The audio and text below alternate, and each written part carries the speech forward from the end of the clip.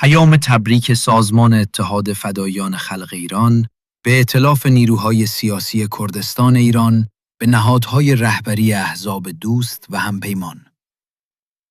حزب دموکرات کردستان ایران، کومله، زحمتکشان کردستان.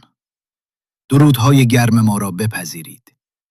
اعلام موجودیت ائتلاف نیروهای سیاسی کردستان ایران را اقدامی ضروری و نویدبخش می‌دانیم و این رویداد را به شما همرزمان قدیمی و همپیمانان صمیمانه تبریک می‌گوییم.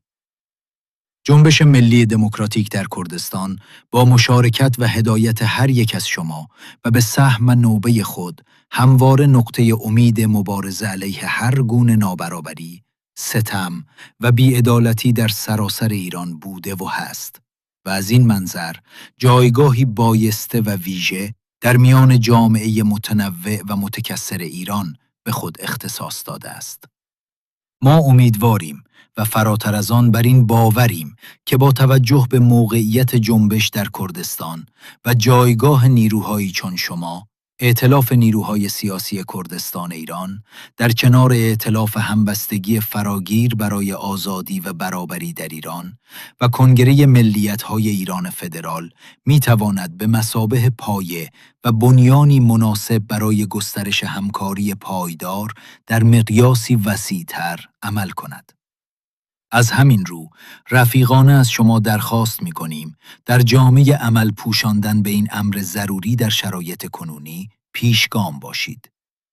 همچنین بر این باوریم که باید پیگیرانه تلاش کرد تا این فرصت و موقعیت را آنگونه که متاسفانه در دوره خیزش ژینا و به دلیل مشکلات مشخص در مرکز همکاری احزاب کردستان ایران شاهد بودیم، از دست ندهیم.